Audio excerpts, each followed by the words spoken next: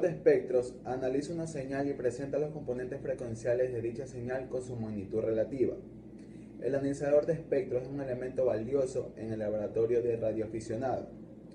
El analizador presenta en la pantalla de un osciloscopio de forma continua el espectro de frecuencia dentro de las bandas de funcionamiento. El precio de un analizador de espectro comercial es ciertamente elevado, incluso el de un modelo usado, pero el lector puede abordar la construcción propia de un equipo, que sin tener las prestaciones de un modelo comercial pueda tener las suficientes características para el trabajo en el laboratorio de radioaficionado. Los analizadores. El analizador más común en el dominio de tiempo es el osciloscopio. Existen tres tipos de analizadores de espectro: el analizador real, por transformada de Fourier y por barrido sintonizado. Un analizador de espectro es un instrumento de medición utilizado con regularidad por los laboratorios para realizar diversos análisis espectrales, los cuales ayudan a descubrir problemas que por lo general un osciloscopio no sería capaz de detectar. La principal característica de un analizador de espectros es que éste permite analizar señales de cualquier tipo, siempre y cuando éstas sean eléctricas. El análisis espectral está ligado matemáticamente con la llamada transformación de Fourier, a cabo con pequeños intervalos de tiempo, e incluso en algunas limitadas ocasiones puede ser utilizado por intervalos largos. Además de lo ya mencionado, también se puede realizar el análisis espectral de una forma determinada. Como primera característica tenemos el ancho de banda. El ancho de banda nos especifica el rango de frecuencia en la que los analizadores de espectros pueden medir con precisión. Tiempo de subida. Este es otro parámetro que nos dará junto al anterior la máxima frecuencia de utilización del analizador del espectro. Tercera característica tenemos la sensibilidad vertical.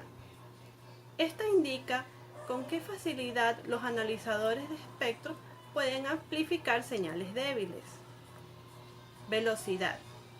En los analizadores de espectro analógico, esta especificación nos indica la velocidad máxima del barrido horizontal, lo que nos permitirá observar sucesos más rápidos.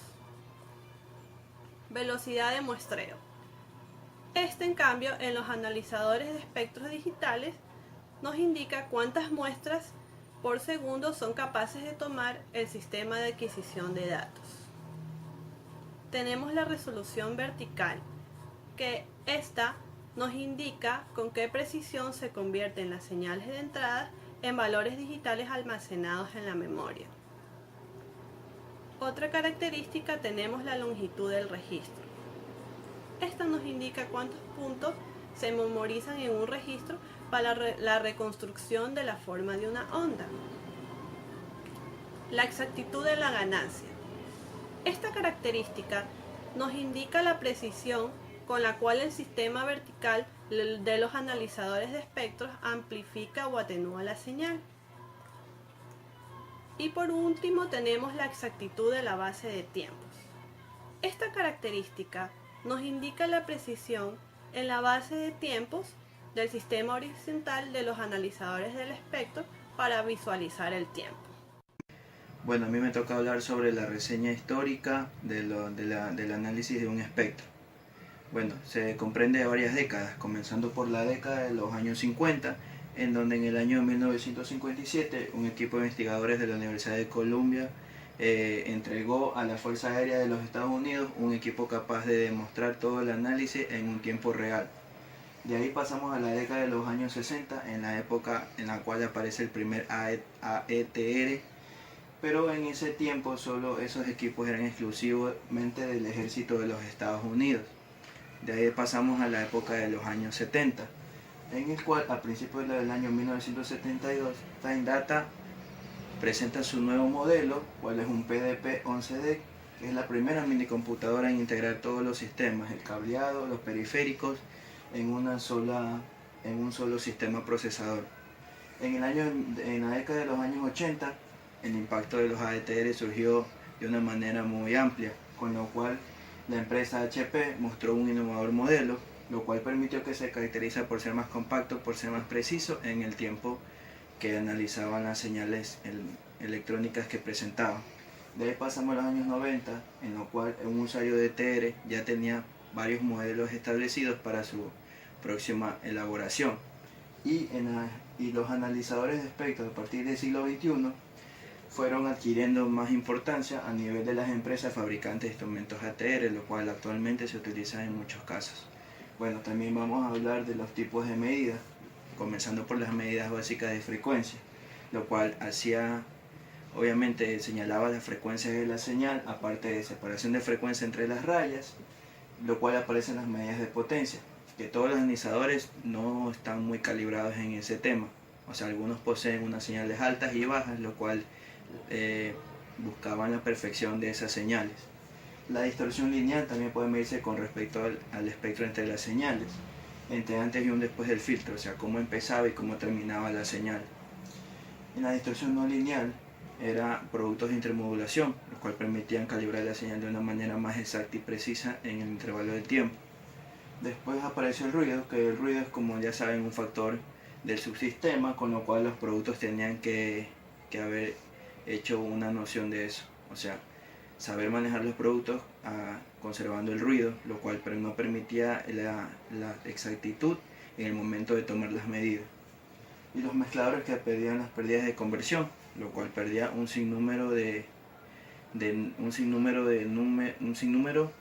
cosas que no permitían una buena calibrador de la señal. Y las modulaciones, que eran el sistema FM, lo cual las modulaciones de FM hacían que más precisa la señal y salga un resultado más óptimo. Funcionamiento. Matemáticamente, el análisis espectral está relacionado con una herramienta llamada transformada de Fourier. Ese análisis puede llevarse a cabo para pequeños intervalos de tiempo o menos frecuentemente para intervalos largos, o incluso puede realizarse el análisis espectral de una función determinada. El funcionamiento consta de tres características, que son la frecuencia, la amplitud, la vista o traza. La frecuencia permite fijar la ventana de frecuencias a visualizar en la pantalla. La amplitud controla la representación en amplitud de la señal de entrada. La vista gestiona parámetros representativos de la medida. Aplicaciones.